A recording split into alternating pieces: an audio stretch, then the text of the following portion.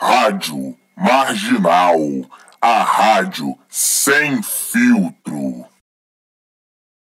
Aí eu fui o primeiro ano do SISU, eu ingressei na universidade, passei para vários cursos, a diretora pegou e justificou, né, pela minha nota do vestibular, e eu consegui ingressar na faculdade. Eu estudei no estado, né, no segundo ciclo. Então toda a minha vida escolar, assim, toda essa parte foi muito conturbada. E aí quando a gente chega na graduação dá muito ruim, né?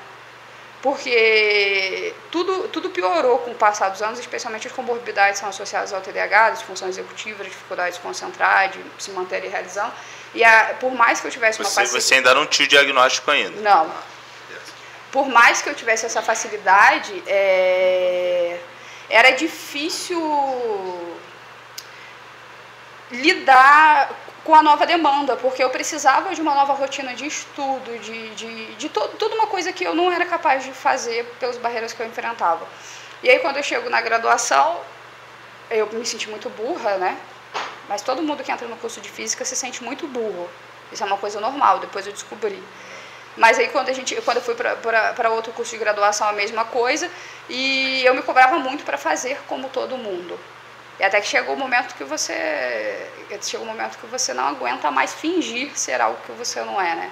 E aí eu adoeci e a faculdade que eu fiz, a FOA, fazer propaganda não, mas nesse sentido, apesar dos recursos que hoje eu não entendo como a forma de lidar, não tendo sido a forma que a gente entende hoje como a melhor, a mais, sabe?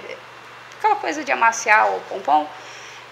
Eles me proporcionaram o que eu precisava, sem eu entender o que eu precisava.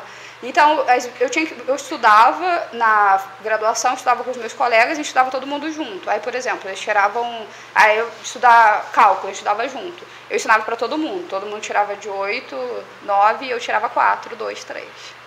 Simplesmente porque o corpo não estava balançando o pé na cadeira e eu não conseguia, eu só conseguia prestar atenção nele. Isso é um ínfimo, né? Mas todo esse estímulo e a forma como eu não conseguia lidar, que como eu te falei, já acontecia lá na alfabetização, mas com essa necessidade maior de que eu tivesse essa proposição no estudo, isso ficou mais difícil. Um alto desempenho ali, né? Isso ficou muito mais difícil. Então, nesse sentido, eles me assistiram, me deixando fazer prova separada, eu ainda não entendia o que acontecia. Nunca sonhei que eu era autista. Nunca pensei assim, eu olhei um vídeo, eu sou autista. Não. Eu acho estranho, assim, porque eu nem conseguia entender quem eu sou até pouquíssimo tempo atrás. Né? Imagina olhar e dizer, eu sou isso. Eu nem sabia quem eu era, cara. Tá tentando descobrir. Não sabia por que as coisas me azucrinavam, não sabia por que eu sentia o que eu sentia. Eu não sabia que eu era tão diferente dos outros, até ter o diagnóstico e as coisas se encaixarem, né? Mas, enfim, e aí eles me possibilitaram que eu fizesse a prova em sala separada, eu tinha um acompanhante que ficava ali comigo no horário da sala. Eu enfrentei muitas barreiras, capacitismo, preconceito, porque eu falava assim, mas por que essa besteira? Por que você não faz como todo mundo? Por que você não senta aqui? E tudo que eu queria era fazer como todo mundo, eu nunca quis privilégio, muito pelo contrário, eu sempre quis passar batido, nunca consegui, né? Eu tentava passar batido porque é muito ruim você não saber porque as pessoas te olham, né? E você não entender o olhar das pessoas. É muito difícil você lidar com isso, sabe? Como de uma experiência onde as relações não eram positivas na vida escolar, você sempre pressupõe que aquele contato nem sempre vai ser positivo. Você não sabe, é como se você olhasse para a pessoa e não entendesse, como quando eu faço piadas e você não entende. Você experimenta um pouco disso. Enfim, mas nesse sentido eu tive esse auxílio por parte da faculdade, consegui concluir a faculdade. Quando eu vou tentar, após a faculdade, continuar os meus estudos, né, e chegou uma hora, assim, que eu comecei a pensar o que eu estou fazendo de errado, porque as coisas não funcionavam. As pessoas diziam, nossa, mas você é tão isso, nossa, mas você é tão aquilo, nossa, mas eu não era tão nada, porque a minha vida ela não andava, ela não funcionava. E eu comecei a pensar, cara, mas o que está dando de errado, né? Eu sempre tive essa coisa de tentar pensar. E eu falei, cara, eu tinha certeza que eu tinha TDAH, mas até então eu não tinha tido tempo nem recurso para correr atrás do diagnóstico. Se eu soubesse disso hoje, se você tem TDAH e está me ouvindo hoje, apesar de ser sobre autismo, eu não está falando nada sobre autismo, não deixe de procurar ajuda, porque tem tratamento e é uma diferença absurda, né? Mas eu fui buscar essa ajuda na tentativa de melhorar a disfunção executiva para que eu conseguisse continuar estudando de forma menos onorosa para a minha saúde mental. Então eu achava que se eu melhorasse do TDAH, eu conseguiria funcionar melhor e conseguiria cumprir com as coisas com as quais eu estava me programando a fazer. E aí eu vou buscar essa avaliação para saber se eu tenho TDAH ou não. E aí eu vi, você vai no médico, você sabe qual eu já sabia como era a clínica por causa do Pedro, mais velho, que tem o TDAH, teve diagnóstico muito jovem, mas a prioridade nunca é a gente, né? E aí eu pensei, cara, como eu vou fazer para ter uma coisa realmente que eu saiba que está correta? E eu fiz uma avaliação, eu fui procurar uma avaliação para o TDAH, porque eu queria tratar o TDAH para melhorar essa parte. O resto estava tudo tranquilo, maravilhoso, só eu não sabia. E durante essa avaliação, no segundo dia de avaliação, essa profissional me falou que você deveria fazer as escalas de autismo. Aí eu fico olhando para a cara dela assim, falando pra caralho no seu ouvido, e você está me mandando fazer a escala de autismo, né? Na minha cabeça isso não existia, né? Aí eu falei, tá bom, né? Vamos fazer a escala de autismo. Mas faz uma escala de autismo. As notas que eu não tirava na faculdade foram todas lá. Aí, não, vamos fazer outra escala de... Tá vendo? Tá ficando bom entender as piadas. Vamos fazer outra escala, vamos fazer todas as escalas, porque já existia essa questão do questionamento. Aí fiz todas as escalas, aí minhas avaliações do TDAH, eu falo que eu sou quase nota 10, 99 de 100, né, de tão potente que é. Eu saí com bônus do diagnóstico de autismo. E a partir daquilo ali, né, foi muito estranho para mim, e de início eu achava assim meio sabe, eu me questionava muito. E aí, a partir disso eu comecei a fazer terapia cognitivo-comportamental, eu comecei a estudar mais sobre autismo e comecei a entender melhor os meus processos. E a criar ferramentas junto com a terapia, e até hoje, né, porque a gente aprende um jeito de criar estratégias para poder lidar com o que não é comum, com o que é mais difícil, com o que é mais intenso, né? Porra. Eu quero falar mais uma coisa sobre isso, só mais meia hora, por favor, pera aí. Porra, que isso, velho. Sinistro, velho. Eu tô sem palavras aqui. Tá emocionado? Pô, também. Eu fiquei tão focado que eu esqueci o que eu ia perguntar e o que eu ia falar. Eu tinha uma questão para estar tratando aqui do assunto que você falou aí no meio. Só que enquanto você lembra, eu posso fazer só mais um adendo? Você pode ficar à vontade. Fala aqui só. Olha a hora, hein? Mas, sério. Olha, a gente que manda. Sobre essa questão, né? Quando eu estou conversando com as pessoas sobre autismo, eu acho que isso é uma informação relevante, né? Isso é uma coisa importante da gente falar para as outras pessoas e para as pessoas com autismo, com e sem autismo, com e sem deficiência. Quando eu conto, por exemplo, eu divido, né? A gente falou pra caramba, mas tem um mundo de coisas que a gente pode falar sobre a vivência, sobre como eu me sinto, todas essas coisas. Quando eu divido muitas vezes o que acontece, né? Não esqueça, eu estou na pós-graduação, tem que reclamar disso. Então... Depois do diagnóstico. Mas quando eu divido, muitas vezes as pessoas elas olham para mim e falam assim, nossa, eu acho que eu sou autista, eu também sinto isso. Aí no início eu ficava pensando assim, sabe, dentro da minha cabeça rola uns negócios meio trash, tipo filme mesmo, né? Puta que pariu, você é burro, porra, né? Tipo, porra, sabe? Você pensa, corta isso, deu ruim. Sacanagem. Você pensa, né? Você fica meio restrito, mas eu não entendia o que fazer com aquela informação. Até o momento que eu parei para pensar. Tudo que eu sinto são coisas que todo mundo sente. Eu não sinto nada de outro planeta. Eu sou uma pessoa como qualquer outra. O que muda é a forma como eu processo esses estímulos, essas informações que chegam para todo mundo, como eu lido, como eu elaboro, como isso me impacta. Mas eu não sinto coisas extraterrestres, acho eu. Né? Você me fez até lembrar agora, do que você falou, eu lembrei do que eu tinha esquecido nessa sua fala. O que eu tinha esquecido era que essas pessoas que ficam julgando as outras pessoas e que ficam olhando as outras pessoas como se as pessoas não fossem normais, quem não são normais são vocês. Não, mas eu prefiro eu mesma não ser normal. Entende? Porque essas pessoas que são assim, tem até uma música minha que eu falo isso, que eu falo...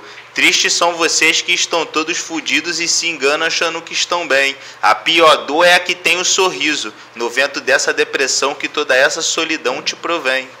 Entende? Essas pessoas que ficam... Entende? Elas estão todas fudidas, mano, tá ligado? Por dentro, psicologicamente, e elas ficam agindo como se, tá ligado? Se elas fossem... No piloto automático, tem a capacidade de exatamente. ser que estão reproduzindo ali, infelizmente. Morou. É isso que a gente consegue, né, escoteamento da educação. Ué, aí eu tenho que falar, me desculpa, mãe, se eu não sou normal, igual essas pessoas que se denominam normais. Mas eu também não quero ser, não. Que passam por cima de outras pessoas agindo como se fossem animais irracionais. Entende? Essa é uma música minha.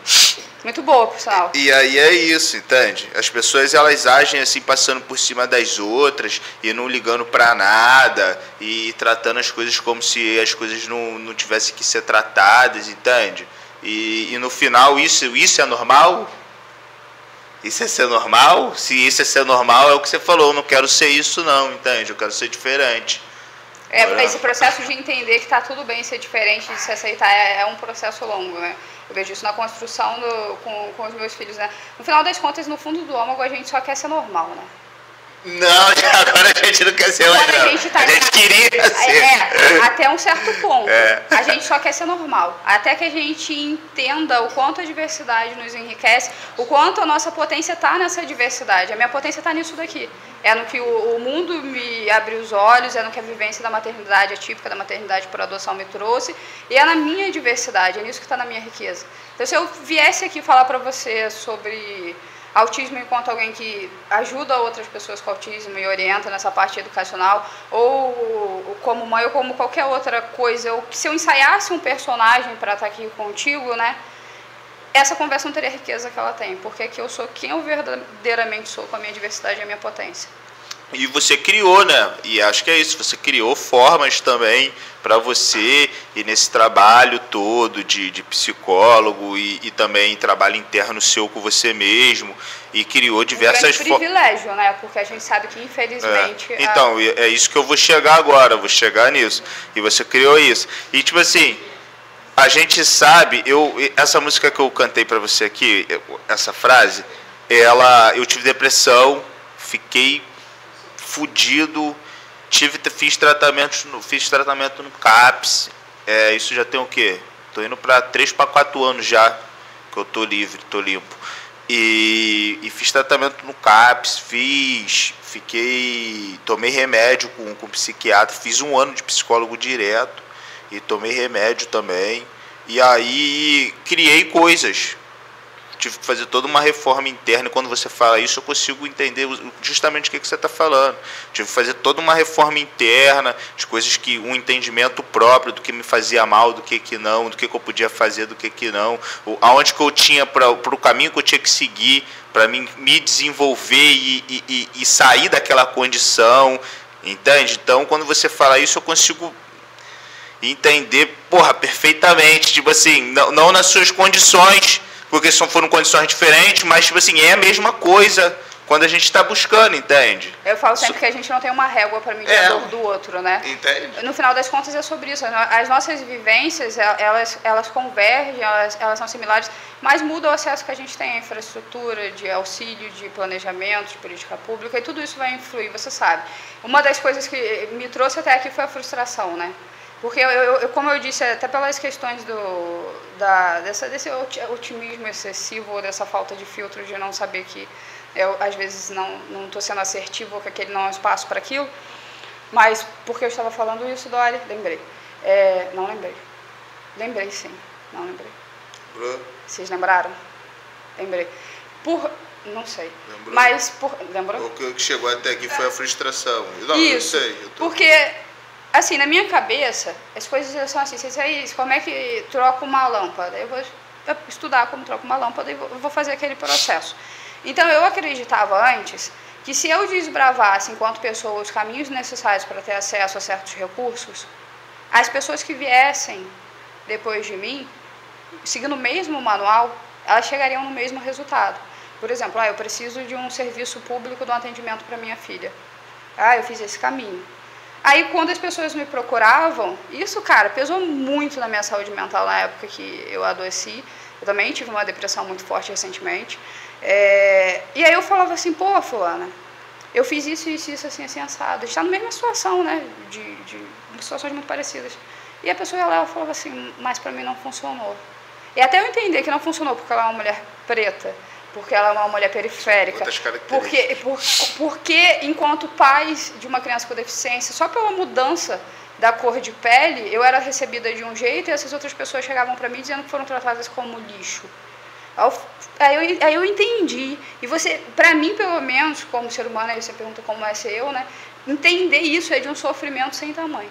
E cada vez que eu me debruço sobre essa fé de que as coisas podem dar certo, eu enxergo, né, o quanto a gente está longe de ser do jeito que a gente deveria estar sendo.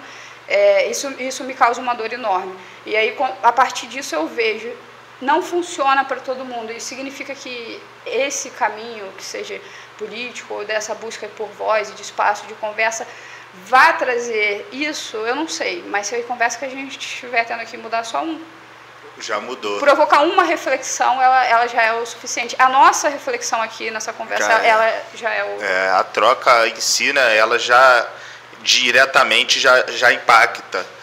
Diretamente ela já tem um retorno já na... Você esperava um autista tão falante? Imediato. Cara, tipo assim, de coração, você vai me conhecer mais, eu sou, tá ligado? Sem preconceitos.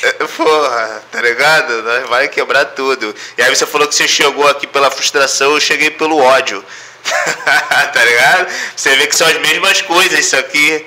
Entende? Algum sentimento tem que mover, gente. Se você está aí e exatamente. se sente inerte, é porque você não está se revoltando o suficiente. Eu cheguei pelo... Olha ao teu redor, olha para as pessoas, olha para a tua vida, olha como as coisas funcionam e se pergunte se... Você olhou tudo, viu? Você se frustrou, você falou, não, isso tem que mudar. Eu olhei tudo, senti um ódio, falei, não, isso tem que acabar. Entende? Isso é a mesma coisa. Isso tem que acabar. Isso tá errado. Não é assim. E é esse processo da gente aprender a criar as ferramentas necessárias para alcançar isso de forma efetiva, sem matar ninguém no meio do caminho, sem cometer crimes e ser preso, é um processo de desenvolvimento, né? Não, nós estamos elevados, graças a Deus. Ou graças a alguma... Versão 2.0 depois da terapia. Ou graças ao universo, graças a alguma força maior. A certeza de que o conhecimento liberta, de que o bem sempre vence, e a esperança de que as coisas vão ser diferentes, eu acho. E mais uma coisa então dentro disso. O que você pensa sobre as questões da política pública dentro dessa questão da... Pensa não, sobre o que você vivenciou e sobre o que você vê também as outras pessoas passando. Com a questão do psicólogo, todo esse lance desse tratamento, igual você falou, tem uma questão de muitas pessoas serem maltratadas, tem uma questão muito do não entendimento também, de profissionais que não tratam e não entendem como fazer um trabalho efetivo. Tem disso também. Como é que foi a sua experiência também própria e a sua visão também sobre isso? Você diz do acesso ao diagnóstico e o tratamento. Toda essa relação, a sua presença e como você vê também, que a gente, como você falou, teve pessoas que foram tratadas como lixo e tal, e a gente sabe quando eu falo sobre isso, eu me converto mais aos acessos e direito enquanto mãe atípica, vamos dizer assim. Mas quando a gente pensa no acesso ao diagnóstico e todas essas coisas que a gente veio falando, né? Só te cortando rapidinho. Apesar de estar ausente, eu ouvi quase toda a entrevista e queria deixar registrado aqui para a nossa convidada para ela se sentir abraçada. Nós não podemos mais fingir que as pessoas autistas não são pessoas. Eu acho que é o Pedrão, você não é, Pedrão? É porque tá com outro nome ali, mas eu acho que é ele. Obrigada, é bom saber que tem alguém ouvindo. Por favor. E aí vamos voltar a essa questão da sua presença e como você também enxerga essa questão. E aí quando a gente pensa na questão do diagnóstico, eu perco às vezes, entendeu o que acontece na prova? Se eu conseguir visualizar? É exatamente isso. Mas na prova não, em todas as situações da vida, né? O estímulo é diferente. Quando eu falo... Lembrou? Lembrei, sim. Isso é sobre o diagnóstico, é sobre o acesso às políticas para as pessoas com deficiências adultas. E como isso foi desenvolvido com você e como você também enxerga... Eu já falei mais de uma vez que eu sou uma pessoa extremamente privilegiada. Sim. Se eu não tivesse no local que eu estou, com os recursos que eu tinha na época onde eu me programei e separei dinheiro para ter uma equipe que entendesse para fazer uma avaliação fidedigna e não cair na mão, porque eu já tinha passado durante esse período, eu tive 2 episódios de depressão, né? Eu tive um episódio de 2016 para 2017 e eu tive esse episódio no ano retrasado, ano passado, eu já nem sei mais que ano a gente está, só sei que passou a Páscoa, enfim. Eu tive esses 2 episódios e eu nunca tive um diagnóstico, né? Assim, nunca ninguém descobriu o que eu tinha. Mas o que eu vejo, assim, na outra ponta, que às vezes eu recebo de outras pessoas autistas, é que quando eles procuram esse recurso, seja no sistema público ou em médicos que não estão tão talvez atualizados, né, sobre a DMS-5, todos os novos critérios de avaliação e essa sensibilidade de escuta, de entender e de pedir a avaliação necessária, quando eles não estão... O que acontece? Eles poderiam simplesmente dizer: eu não me sinto preparado para te dar um diagnóstico. Mas eles são barreiras. Eles dizem: não, você não é autista, não, você não tem isso é moda, isso aqui. Eu não passei por isso, justamente por isso. Como eu já tinha tentado esse êxito no sistema público e foi um processo muito longo, e eu sabia que eu precisaria fazer a avaliação, porque o Pedro já tinha feito, o Pedro precisou fazer a avaliação neuropsicológica para depois a médica dar o diagnóstico. Então, eu já sabendo que eu teria esse gasto, eu separei a grana da avaliação, porque, não sei se tem visto pelo SUS, eu nunca ouvi falar, eu separei a grana dessa avaliação, e aí depois da avaliação eu já tinha todas as escalas, todos os documentos, eu não sentia a necessidade de ir ao médico. Porque naquele momento eu não entendia o quanto daquilo era importante para o que a gente vai fazer daqui em diante, né? E aí eu não tinha um diagnóstico, eu só tinha todas as minhas avaliações, que são os que você faz com psicólogo, neuropsicólogo, mas eu não tinha um laudo de autista. E aí, um ano depois, nesse processo de entender melhor e de me entender melhor, de entender a importância disso para a minha vida e de assumir isso e lidar com isso, né? Eu fui como uma boa pessoa extremamente preconceituosa comigo mesma. Não achem que... As pessoas podem fazer o preconceito que elas quiserem, questionar da forma que elas quiserem, porque eu já fiz todos esses questionamentos dentro de mim e já os respondi. Então, eu não tive, assim, na minha realidade, essa coisa de querer, depois desse acesso a esses laudos e a esses resultados, buscar isso. E aí, depois, eu fui a um médico que era um médico que tratava de pessoas com transtorno adultas, autistas, TDAH, mas focado em adultos. E aí, eu tive meu primeiro diagnóstico médico, apesar de já ter todas as escalas já há mais de um ano. E aí, quando eu adoeci, né, que eu passei por todo esse processo, eu acabei tendo ajuda aqui, né, no município, tudo particular, obviamente. Gostaria de te dizer como funciona no SUS, mas o que eu sei é que não funciona, né, principalmente para adultos. Inclusive, lá a gente teve agora o desligamento de várias pessoas adultas autistas que eram assistidas por um centro presente de dia de conscientização, parte da gestão lá em Volta Redonda. Mas por que eu estou falando isso? Você não tem esse acesso. Então, o que eu posso falar é de uma realidade muito diferente do que as pessoas vão encontrar. Mas se eu pudesse dar uma dica, se vocês não puderem pagar por isso, e eu sei que a maior parte das pessoas não podem, existem meios da gente alcançar isso, e eu estou sempre disponível, e o diagnóstico é realmente um divisor de águas, mesmo que não pareça. Eu acho que a gente fica muito dependente dessa questão, de um laudo médico, de um diagnóstico médico, e não só nisso, em várias outras questões a gente fica muito dependente disso. E o que você falou sobre a questão de não ter atendimento nenhum, a gente já vinha batendo nessa questão, igual eu te falei, do autismo, em diversas vezes. Teve a do Renato Feder, mas teve várias outras aqui que a gente começou, porque o que a gente percebe e que está acontecendo em questões sistemáticas dentro das instituições é um desmanche mesmo de tudo. Os caras estão desmanchando tudo.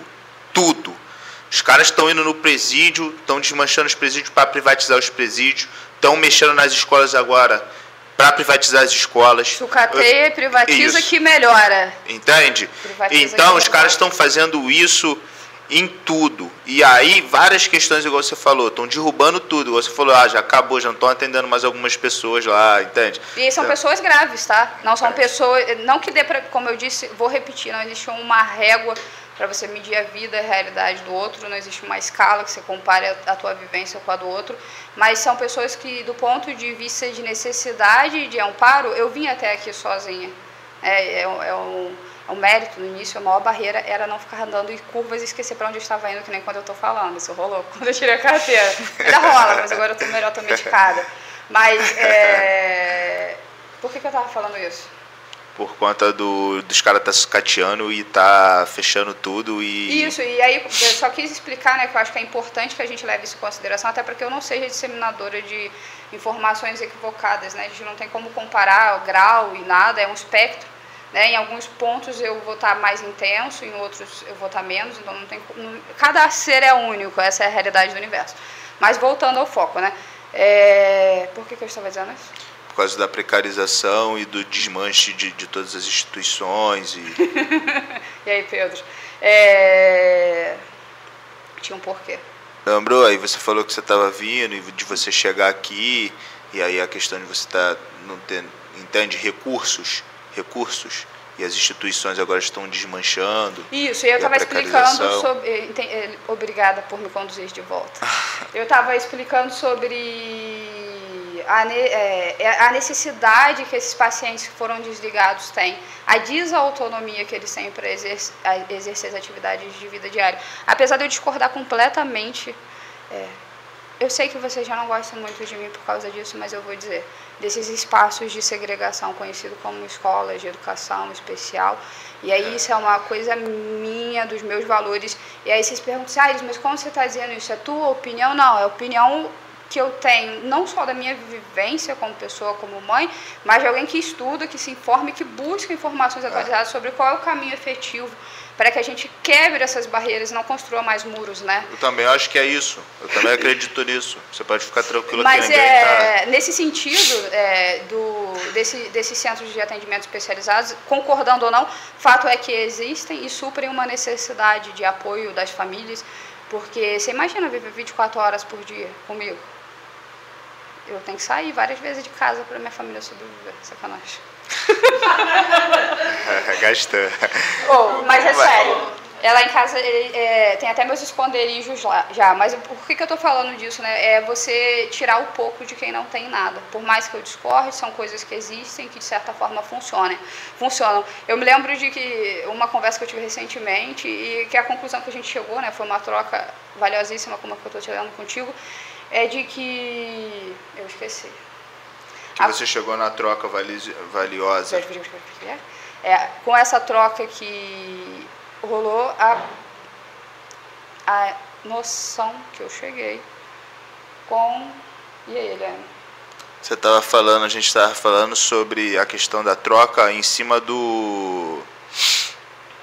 Agora esqueci. Já vendo? Tá vendo? Agora você pegou. Sobre o diagnóstico, que obrigada, me trouxe de volta.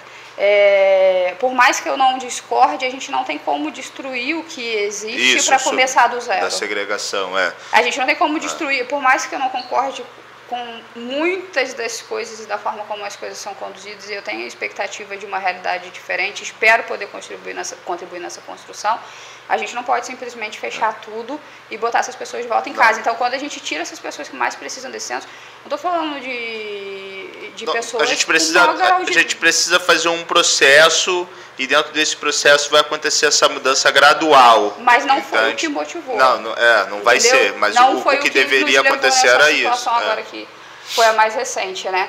E aí, então se é difícil quando você é uma criança e quando, né, você tem seus pais para lutar por você, quando você é um adulto que é só você, por mais que você tenha, né, você é outra realidade. Infelizmente hoje eu não tenho esse amparo. Se alguém tiver experiência diferente, nossa, funcionou, tem meus contatos, me mandem, vou ter o maior prazer de falar sobre isso e de propor o caminho para outras pessoas, mas a realidade que eu tenho hoje de informação é de que não funciona. E a gente tem caminhos, mas não vai ser tão simples. É isso mesmo.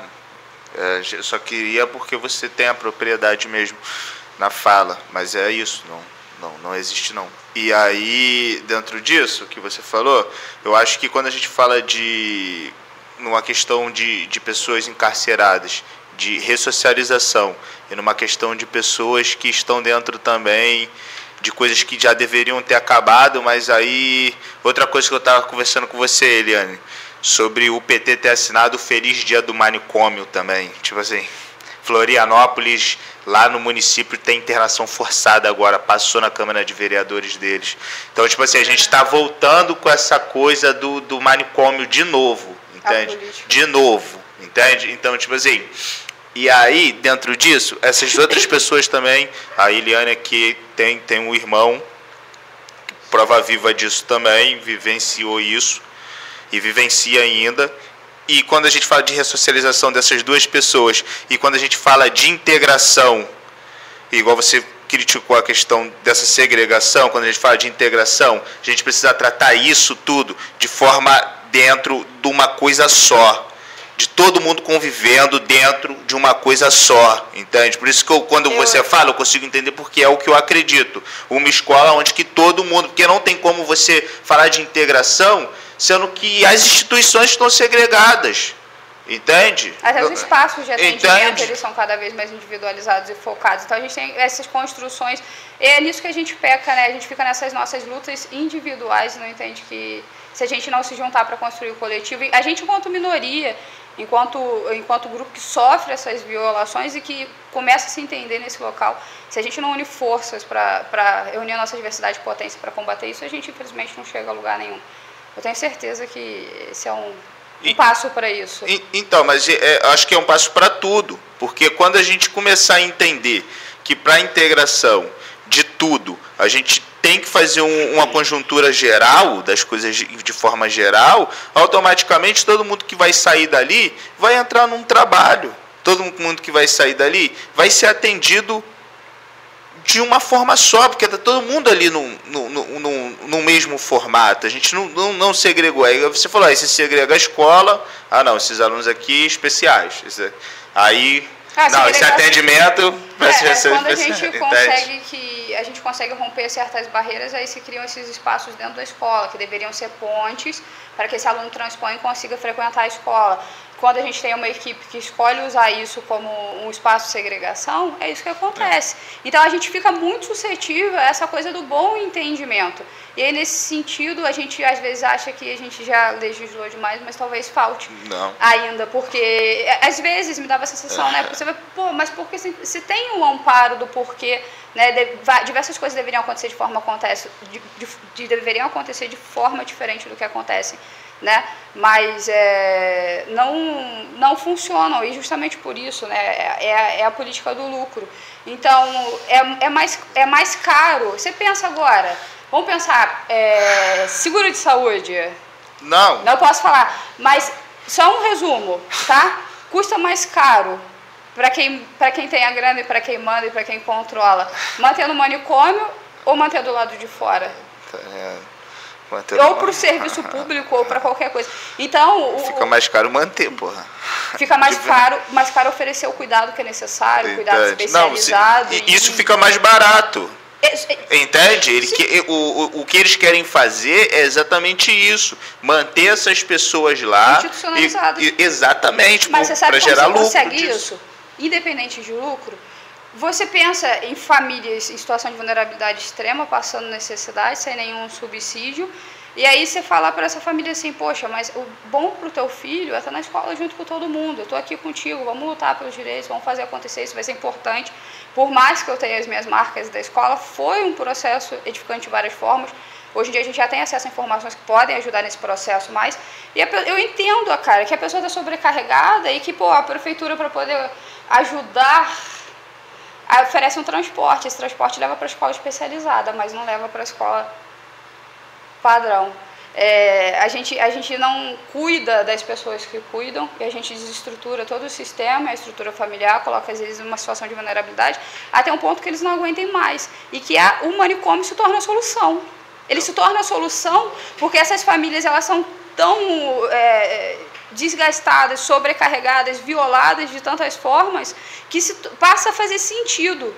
E aí quando alguém diz assim, mas eu sou a favor, eu me solidarizo e me conecto com essa pessoa, e eu não consigo ter raiva dela por essa escolha, porque eu entendo isso como uma limitação no acesso a capacidade de pensar sobre isso e ter condições de pensar. Porque o pensar, ele não é só sobre a capacidade, né? Se você botar uma semente numa terra que não é fértil, ela não germina. Então, a gente tem muita gente com potencial, meu companheiro sempre fala, companheiro é ótimo. Ele sempre fala, todo dia nasce um Einstein na favela, né? E a gente vê pessoas que vão sucumbir por conta das dores que o processo envolve, por conta de toda a sobrecarga, e eu me solidarizo com isso. Eu acho que a luta não é entre a gente. A luta concordo com você totalmente. E às vezes a gente fica nessas discussões, porque autismo é isso, porque não sei o que lá é isso. Tipo, tá bom, discute o que vocês quiserem, mas o que a gente vai fazer para resolver? Que foi o que a gente estava falando no início. Não, minha luta é contra a instituição, jamais contra as pessoas. Eu luto contra... Quando eu falo diretamente mesmo desses caras que estão, tá ligado? Fazendo isso de maldade para a lei, igual essa questão agora de privatizar os presídios. E o cara vai fazer o quê? Vai fazer trabalho escravo? É isso que eles estão querendo fazer? É isso, pô. Entendeu? Aí você não tem acesso lá dentro, você não tem acesso a manicômio. A gente já teve o Holocausto brasileiro, entende? Quem eram as pessoas que iam lá? Aí as pessoas em situação de rua agora aí, que os caras estão massacrando, o capitalismo está massacrando, aí você vai pegar, vai internar essas pessoas tudo forçada. Aí tu vai fazer o que com essas pessoas? Vai continuar trancafiando elas dentro de espaços, porque se você pensa na nossa vivência enquanto pessoa com deficiência, grupos segregacionados, mas quando você pensa na mobilidade de pessoas com mobilidade reduzida, você vê que essas pessoas estão presas dentro de casa. Elas não estão em manicômios, mas se eu não tenho uma cadeira de rodas para sair, não é fornecido pelo município nem pelo Estado, apesar de haver legislação, né? É necessário uma ação por vez. Eu estava me perguntando isso, como que a gente faz isso para construir isso de forma massiva? O que a gente faz para que a gente não precise ficar fazendo uma por vez? Porque a legislação ela já existe, né? Quando você não tem uma calçada, quando você não tem ônibus, quando você não tem cadeira de rodas, quando você não tem medicação, quando você não tem alimento, você está preso. Você não está no manicômio, mas você está preso na tua realidade, que não te permite viver, pensar e fazer nada, né? Eu pensei na solução um tempo, fiquei pensando e cheguei na conclusão de uma solução. Que era quebrar tudo, botar fogo em tudo, acabar com tudo e começar a construir de novo, entendeu? Chama os dinossauros? Isso tem que acabar e aí a gente tem que começar de novo, porque deu ruim. Você cuida do seu antidepressivo aí, que foi nessa vibe que o desespero foi maior do que a fé. E às vezes parece que só tem isso, né? E o nosso anseio por mudança ele é tão grande que a gente quer que tudo aconteça muito rápido no final das contas. Vamos ser honestos, assim, a gente, não que seja rápido, é lento demais, a gente está super atrasado. Mas eu estou dizendo assim, às vezes a gente, enquanto a gente que enxerga essas coisas, a gente se cobra de conseguir alcançar essas coisas no tempo, porque quando a gente olha para trás, a gente vê que essas coisas não existem, às vezes, nem o tempo que eu existo, né? Esses direitos e essas conquistas. Eu tenho tentado muito focar nisso, nessa construção, de que o que parece pequeno vai ser cada grãozinho, sabe? Até porque o que é pequeno, ele não é pequeno, né? Sim, Foi o mundo que colocou como que é, porque no meio de referencial, né? Porque no meio de tudo isso aqui, um ato desse é um bagulho que é muito maior do que tudo isso aqui. Entende? Foi o que você falou, porque, tá ligado? O que tá pequeno é o que a gente tá dentro, o que a gente tá posto que tá pequeno. Porque o cara pensar numa internação forçada é algo pequeno demais. Entende? O cara pensar em roubar milhões da saúde é algo pequeno demais. O cara pensar em privatizar a saúde e a saúde não ser para todos é algo pequeno demais. O cara pensar em sucatear a educação é de uma pequena... Entende? Triste grande é o professor que está lá, não romantizando, que não tem romance nenhum nisso, mas o cara que está lá mesmo no batente acreditando, mano, se fudendo pra caralho, mano. Só que o cara acredita que ele tá fazendo diferença para aqueles alunos, mano. Tá ligado? Entende? Isso não tem nada romântico. O cara tá pegando 2, 3 matrículas. O cara tá se fudendo, porra. Professor tá recebendo violência por parte dos alunos, antidepressivo, por parte das famílias, sem infraestrutura. Estão tomando um antidepressivo, cara. Ansiolítico. Tá pra se manter, entende? Então é isso. Acho que a última pergunta dentro dessa: como é que é a sua situação na vida? Suas dificuldades que você já teve na vida, questões de tudo, de mobilidade, em questões de sociabilidade. Você está perguntando para mim, enquanto pessoal autista? E como ver também, sempre você, a sua vivência pessoal e a forma como você enxerga. Assim, no mundo de forma geral, como é que é isso para você? Pergunta mais, por favor. A pergunta é, como que... Não, mais informações, só para eu construir a resposta. Olha, com essa frase aqui eu vou conseguir resumir para você. Como que você é para o mundo e o mundo é para você? Eu não sei como eu sou para o mundo. Isso é difícil me ver pelo meu olho e imaginar pelo do outro. Mas como o mundo é para você, você sabe. Eu tento me basear nas coisas que eu acredito. E quando as coisas que eu corro atrás, que eu acredito, que eu me dedico, elas reverberam em situações como a que a gente está hoje, sabe? De uma pluralidade gigante de ideias, de você ver que você não está sozinho nesse pensamento. Eu espero que o mundo esteja me vendo da forma que eu estou me propondo a ser cada vez mais. E eu sei que o mundo me vê meio esquisito, mas eu não ligo, de verdade, não é uma coisa muito importante. Mas sobre como eu vejo o mundo, né? É variável, sabe? Tudo varia de acordo com o cenário, né? Os graus de emputecimento e satisfação variam como para qualquer pessoa. Mas para mim muito do que você disse, dessa pequenez, dessa coisa de você olhar, e às vezes eu fico me perguntando assim, para mim as coisas que a gente vive, em sua maioria, elas não fazem sentido. Minha cabeça funciona por uma lógica. A lógica tem uma razão. Antes, quando eu era mais nova, eu tinha muita rigidez, o certo era o certo, o errado era errado. Eu não conseguia, pelas minhas questões do autismo, pensar fora da caixa. De ter esse pensamento assim, mas falaram que errado é errado. Entendeu? Não é porque disseram que é errado. E isso foi um processo de construção. Eu tive grandes professores nesse despertar durante o ensino médio. Mas eu enxergo o mundo muito sem sentido. Eu falo que eu gostaria de ser só íris, que eu gostaria que o autismo fosse só mais uma das minhas características, porque a gente poderia estar fazendo tanta coisa e promovendo tanta coisa, ao invés de estar falando sobre as coisas que as pessoas já deveriam estar sabendo, sabe? Às vezes parece que eu tô desperdiçando, sabe? Enfim. Andando em círculos. Parece que eu não estou saindo do lugar, mas a gente vê essa saída do lugar. Então, para mim, não faz muito sentido essas questões. Por exemplo, quando você entra no embate com outra pessoa, você diverge, você diz, eu discordo pra caramba. Eu posso, em primeiro lugar, como ser humano, eu vou sentir como qualquer um. E dependendo da forma como você falar o que você me trouxer, eu vou dizer, sacanagem, né? Você não quer estar errado, você quer estar... Todo ser humano, ele quer acertar, né? De uma forma geral, eles vão pensar assim. As pessoas, elas querem ser assertivas nas coisas que elas fazem, pelo menos essa é a lógica na minha cabeça. Você pode ser que não, você pode me dizer aí como é que é na sua.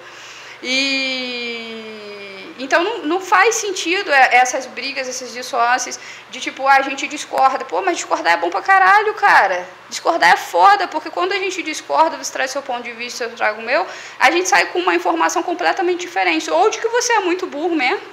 Eu não quero entender, Eu não quero entender, tá ligado? Tem isso. Você falou que era pra ter. É o estilo do podcast, tô no personagem. Não, é isso. Mas no sentido de que a gente sai modificado, sabe? E, tipo, eu tenho a minha experiência enquanto pessoa. E aí as pessoas discordam e por isso não vou ter esse espaço de fala. Mas não é que eu queira que a minha vontade impere. Eu acho que é rico isso, eu acho que é assim que a gente constrói. Então, pra mim, não faz sentido essas brigas, as pessoas acumulam dinheiro pra viver. Sei lá, eu fico pensando assim, será que limpa o cu com tanto dinheiro? Mas aí que é foda. Porque eu fico pensando assim, cara, se eu tivesse, eu fico viajando, sabe? Eu fico pensando assim, se eu tivesse tanto dinheiro, o que eu ia fazer com isso? Aí tá bom, meu filho, eu tô criando ele pra ele viver benzão, apesar dele achar que ele tem herança. Cauã, vai trabalhar e estudar, filho da... O que acontece é que, de coração mesmo, o mundo é mal pra caralho, Iris. As pessoas são, tá ligado? A gente tenta olhar diferente, pá, e tal. Você vai achar um ou outro ali bacana, legal. Eu acho que não. Não fala isso. Não. Você vai achar um ou outro bacana. O mundo é bom pra caralho. Não. E o mundo tá cheio de pessoas maravilhosas e de coisas maravilhosas. Nós só estamos desconectados. Nós somos muitos. Olha pra você, olha pra Eliane. Eliane é o quadrado. para várias pessoas e potências que a gente conhece na nossa redondeza e quanto potencial a gente tem para transformar através disso. Nós somos muitos, nós enquanto pessoas boas somos a maior parte. E eu não tenho dúvida disso, nós só não estamos conectados. Se não for também, se não for também, nós somos o mais forte também, e aí a gente vai passar por cima mesmo, entendeu? E sair da frente. Sair da frente que a gente vai vir. Nós vai se juntar, vai fazer o Megazord e vai ficar ruim de pegar, filho. Como é pra você ser autista, né? Ser forjado a ferro e fogo, então pode mandar, né? Depois de tudo que... E você entende, né, como uma pessoa que também tem seus direitos mais violados e está numa situação de vulnerabilidade maior. A gente é minoria, mas esse é o problema. Não esqueçam, a gente não é minoria, a gente é maioria. Eles querem que a gente ache que é minoria, porque enquanto a gente tem a pauta das pessoas pretas lutando só por elas, a pauta LGBT lutando só por ela, a pauta PCD lutando só por ela, agora a pauta do autismo lutando só por ele, a gente tem várias minorias. A partir do momento que a gente enxerga e começa a construir isso de forma coletiva, que é o que a gente está falando esse tempo todo aqui, você trouxe várias vezes, a gente vira a maioria. Porque essa é a verdade, a gente é a maioria. Só que eles usam disso para isso.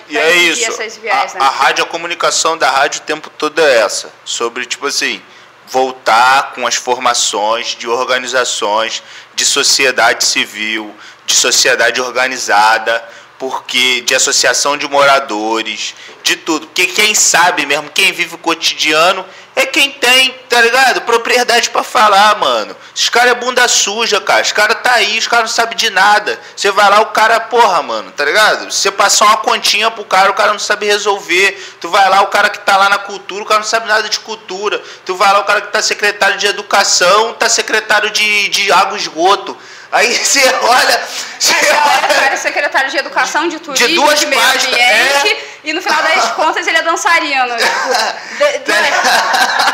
Não, gente, não é uma questão de... Vamos conceituar, não é uma questão de mérito, cara, mas a gente tem que aprender a usar nossas potencialidades. E quando a gente faz essas escolhas por facilitação, né, dessa colocação da hierarquia política que a gente vive, né, de passar essas heranças familiares, infelizmente a gente fica sujeito a isso, a pessoas que não estão preparadas. E infelizmente, se você for parar para ver mesmo, a maior parte dessas pessoas que vêm dessa herança, elas são pessoas, eu não vejo nelas pessoas felizes, pessoas realizadas com o que elas estão fazendo ali, porque no fundo nós somos bons. Porque ele é bunda suja, cara. Oi? É por causa disso. Não, eu ainda tenho esperança de que... Eu tento pensar o seguinte, se eu estivesse... A gente nunca pode se colocar no lugar do outro, mas eu penso assim, se eu, Iris, hoje, sendo quem eu sou, se eu estivesse lá na Câmara, por exemplo, no lugar dos outros 21 vereadores homens que representam mulheres, negros, crianças e todos os direitos e categorias possíveis, com a mesma cara, o mesmo biotipo. O meu biotipo. Homem hétero branco. E eu tenho em comum com eles a barriga. E velho, né? E velho. Não, posso falar isso não? Já tem que os caras estão me chamando de etarista. Os caras estão me chamando de etarista aqui. Mas é porque os caras são velhos mesmo, entende? É por causa disso. Eu acho, a gente é etarista, mas a gente tem que... Não, mas a maioria lá é velho mesmo e safado, bunda suja. E aí quando a gente fala, os caras estão falando que eu sou etarista, mas não sou não, entendeu? A questão mesmo é que os caras são isso. Homem, branco, e tá ligado? E estão lá mamando na teta. Existe um perfil, né? Mas eu fico pensando assim, no sistema que funciona como o nosso, eu me venderia? Nunca. É foda. Nunca. Mas, ao mesmo tempo, eu fico pensando nas pessoas que pensam como as outras pessoas pensam, que são as que estão lá. Não, a gente tá aí, a nossa Câmara de Vereadores de Barra do Piraí, de 11, 10 é vendido e assina tudo embaixo. Morou? Entende? 12? Não, 11. 11, 10 é vendido. 11 de 11 é vendido. Não, 10. 10 é vendido. 10,99% aí, parceiro. Não, mas aí eu não você posso. Que tá no 0,1%. Não posso, que aí os caras estão mandando advogado aqui já no meu telefone, já tá vindo já, entendeu? Já estão me mandando mensagem o tempo todo, estão me enchendo o saco já. E mas aí, mas é 10. 10. Nesse cenário, eu tento pensar que se a gente tiver êxito e ocupar esses espaços, E mesmo que algumas dessas pessoas ainda permaneçam lá, que o nosso conhecimento e a nossa capacidade de lutar por isso, de alguma forma reverbere também na atitude das outras pessoas que estão lá. Eu acho que a gente é capaz de contagiar e de despertar as coisas boas no outro, sabe? Ninguém é feito só de coisas ruins, mas se você está no meio infértil, você... né? Ah, difícil. Mas eu acredito nisso que você está falando também. Mas eu deixo para você acreditar nisso. Eu olho mais real. Tá bom, você briga, você briga. Eu brigo nessa por você e você faz esse papel por mim, pode ser? Pode ser, não tá então dando certo eu brigar e assoprar não. Entendeu? Porque é a sociedade, é o que eu te falando, se a gente se organizar, a gente vai ter o cara que só briga, vai ter a pessoa que, porra, que acredita, que entende, e cada um vai, entendeu? Assumir seu papel ali nas repercutivas. É isso? Você tem mais alguma coisa para deixar? Eu faltei com alguma coisa para falar, para te perguntar? Alguma coisa que você queria expressar? Com tudo que eu disse, Eliane, falei besteira. Queridos, tem advogado. Você só não xingou ninguém. Não, xingar as pessoas. Mas eu falei palavrão. Eu xinguei os outros. Mas não é por falta de vontade, é por falta de recurso, gente. A moça falou comigo que nós estávamos xingando muito e tal. Eu falei, vou trazer para você lá. Na hora que você chegar no microfone, eu vou falar com você. Eu vou falar, se você tiver alguém que tá te devendo, que te passou a perna, que você tá... Você pode, você tá liberado, tá? Mas é isso. Então vamos pro comercial. É isso, Ed? Quer deixar uma palavrinha? Tá tranquilo? Tá sussa. Então eu traio. Os comerciais. Rádio Marginal, a rádio sem filtro.